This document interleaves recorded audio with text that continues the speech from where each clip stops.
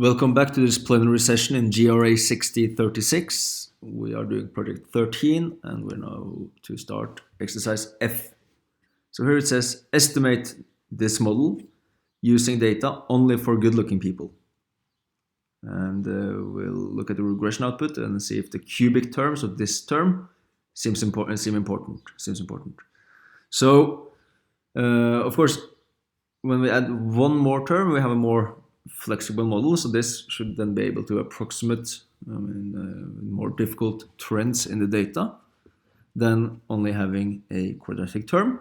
But before we fit this model, there is a typo in the, well, there are more than one typo, but at least one typo in the formulation of this model, because notice here that it says estimate this model using data only for good-looking people, which means that GL will be 1 for everybody in this data set. So this term is redundant. We don't need this term. So I'll put out a corrected version of this. So if we go here, we can remove this term, and we can also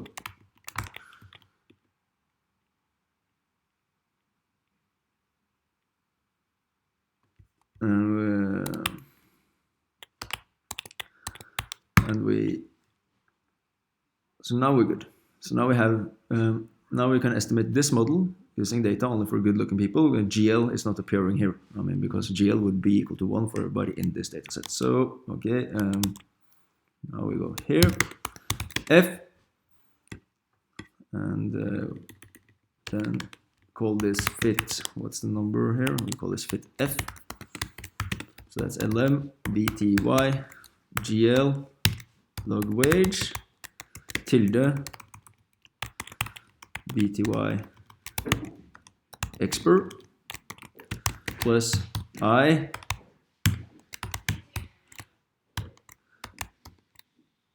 BTY expert squared plus BTY expert to the power of 3. So now we fit this model and we do summary to see if this cubic term seems important.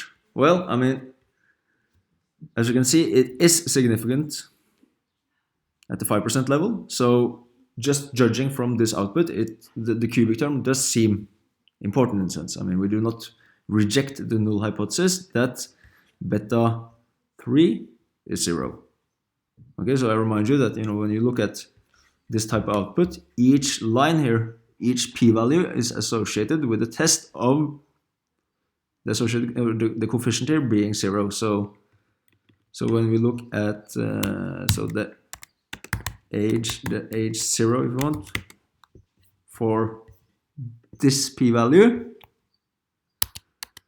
is beta 3 equals 0 versus the alternative a beta 3 not equal to 0.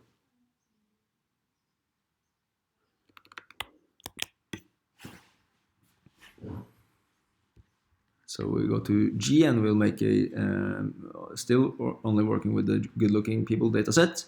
We'll make a scatter plot of log wage versus experience and add the estimated trends of the quadratic model, so the model with only these two terms and the one with the cubic term. So let's do that. Make a plot of experience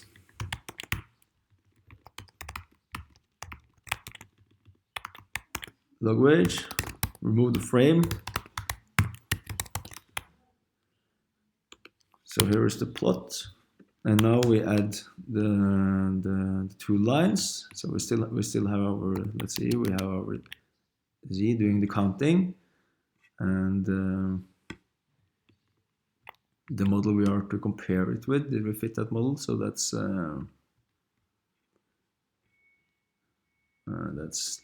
this model. Take that down here, and then we do lines Z QF1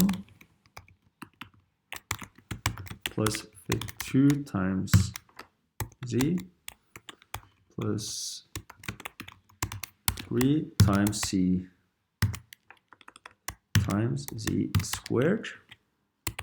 And we need different colors, so let's have this in red. And we'll make this, so this is then fit f, and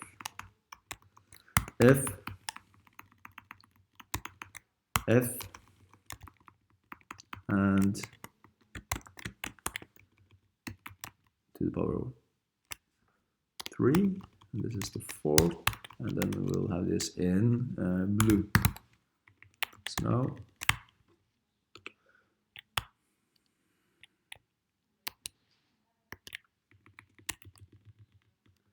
so it's not fit 1f, it's fit f. So that was a typo. So fit f. Here we go. So now we can run this code, and we have a look at the plots. So now we see this is our the model with only a squared experience squared, and this is the model with the cubic term. And well, I mean, from this plot it's sort of hard to see what model yield the best fit, but at least well, maybe we could investigate the residuals from the two models, and maybe that will give us more information. So let's just make this a bit nicer. Okay, now it's easier to see. And so, okay, attempt to add an explanatory legend. So I'll do that when I put out the script. I'll add a legend. And well, does the cubic model seem to give a better fit? Well,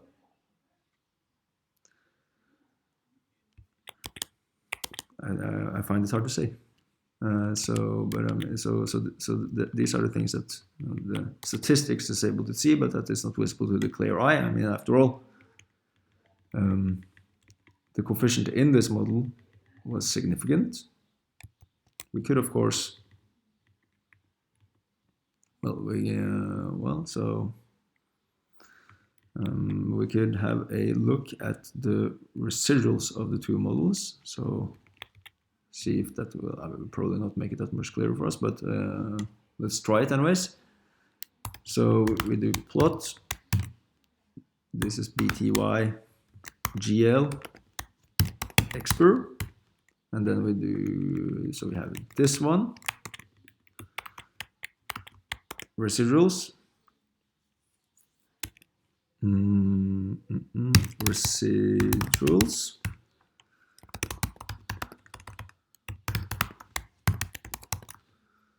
okay, so that's the first one, and then we have this F residuals, and we add straight lines to both of them. So the color red in 0. Let's see if we are then able to see. It will then be clearer to us. It was MF row C 1 2.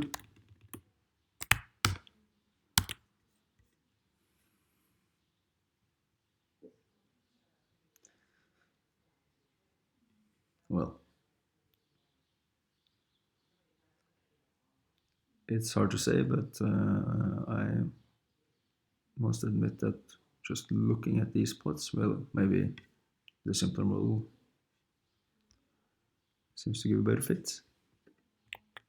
Okay, so this is something that we has to be investigated further, obviously. But you should also notice, I mean,